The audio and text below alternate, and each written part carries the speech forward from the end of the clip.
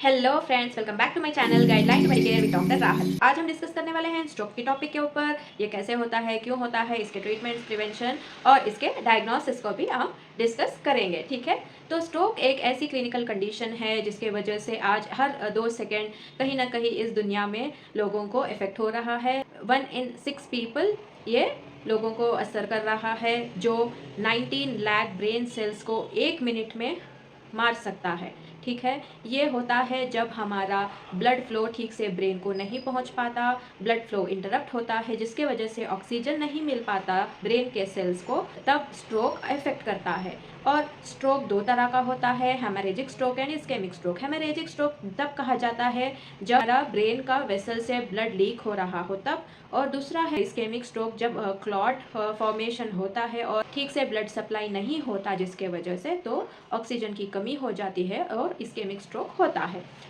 और इसमें 2 तरह के प्रोसीजर हैं इमरजेंसी में।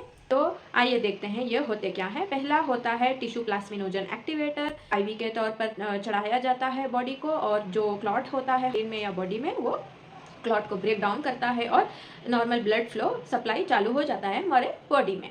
और ये ट्रीटमेंट विद इन 4.5 आवर्स अगर करें तो सर्वाइवल रेट इंक्रीज हो जाता है। लेकिन अगर हम डिले करें या तो फिर कुछ भी टाइम लैप्स होता है जिसके वजह से ट्रीटमेंट टाइम पे नहीं मिल पाता तो डेथ भी हो सकती है।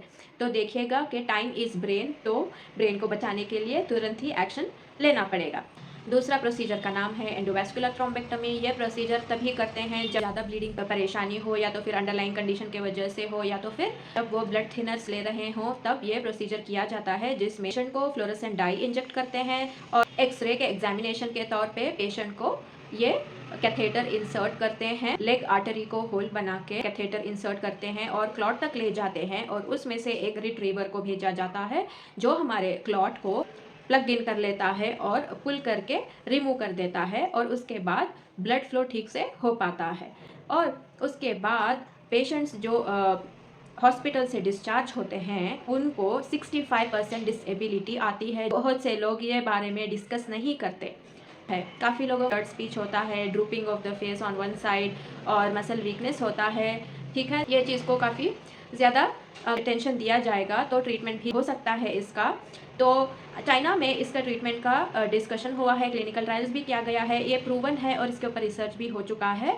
तो ये आईवी में गिंको बिलोबो नाम की दवाई देते हैं। तो ये कॉग्निटिव इम्पेयरमेंट जो होता है, स्लर्ड स्पीच का, फॉरगेटफुलनेस का और मसल वीकनेस का जो भी इशू होता है, सब चीज़ का कंट्रोल आता है ये दवाई में।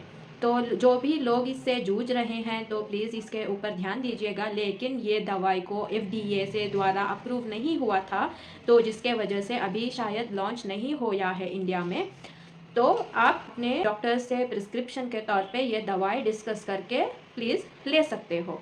तो आगे चलते हैं ओरल मेडिकेशंस के ऊपर। प्रोसीजर के बाद आप स्टैटिन्स ले सकते हो, एंटीप्लेटलेट्स और एंटीकोएगुलेंट्स के सप्लीमेंट्स ले सकते हो प्रिस्क्रिप्शन के तौर के ऊपर। ये डायग्नोसिस काफ़ी हद तक लाभदायक होता है जो फिजिकल एग्जामिनेशन करते हैं। ये डायग्नोसिस का नाम है फास्ट। एफ से होता है फेशियल ड्रूपिंग, जब एक साइड का फेस ड्रूप करें। ये चेक कैसे करते हैं आप? अब पेशेंट को कहा जाता है कि स्माइल करने के लिए, अगर पेशेंट क्रिकेट स्माइल करें या तो फेशियल ड्रूपिंग होता है।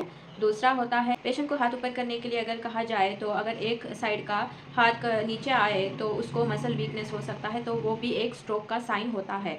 तीसरा होता है स्पीच, जो लोगों को बात करने के लिए कहा जाता है और वो बहुत ही धीरे से बात करें, या तो फिर वो स्लर्ड स्पीच लगे या तो कुछ अलग सा सुनाई दे, तो उनको भी बात करने में दिक्कत होती है, तो वो भी एक साइन होता है। और टाइम से अगर ये 3 चीज़ों में लोग बहुत ही ज़्यादा टाइम ले रहे हैं, फर्स्ट होता है स्माइल करने में, दूसरा होता है ऊपर हाथ करने में, तीसरा होता है बात करने में बहुत ही टाइम लग रहा है, तो वो भी एक साइन ही होता है। तो डायग्नोसिस तरह से हो सकता है, और प्रोसीजर के बाद आप ये सब ट्राई कर सकते हो। और स्ट्रोक के चांसेस कम करने के लिए प्लीज़ आप घर का खाना खाइए और मेडिटेरेनियन डाइट फॉलो कीजिए, जिसके वजह से स्ट्रोक का रिस्क काफ़ी ज़्यादा कम हो जाता है, स्पेशली जो लोग कोलेस्ट्रॉल के शिकार हैं और ब्लड प्रेशर के शिकार हैं, क्योंकि ये 2 केसेस में स्ट्रोक का रिस्क काफ़ी ज़्यादा दिखता है।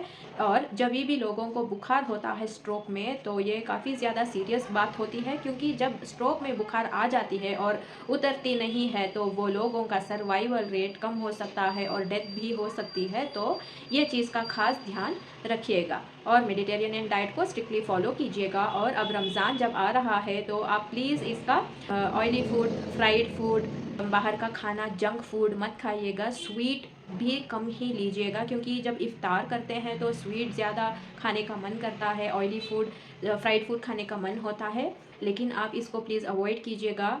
ठीक से फ्रूट्स खाइए, ग्रीन वेजिटेबल्स खाइए एंड लॉट्स ऑफ फ्लूइड्स का इंटेक कीजिएगा, सो दैट आपका ब्लड प्रेशर भी बैलेंस रहे और कोलेस्ट्रॉल भी ज़्यादा ऊपर जाए रमज़ान में। और मेक श्योर के सहरी और इफ्तार के बाद आप मिनिमम 20 मिनट्स का ब्रिस्क वॉक करें, तो आपका बॉडी से अंडर कंट्रोल रहेगा। ठीक है, अगर मेरा वीडियो आपको पसंद आया तो please do like, subscribe, share and comment on my channel. Till then take care and bye.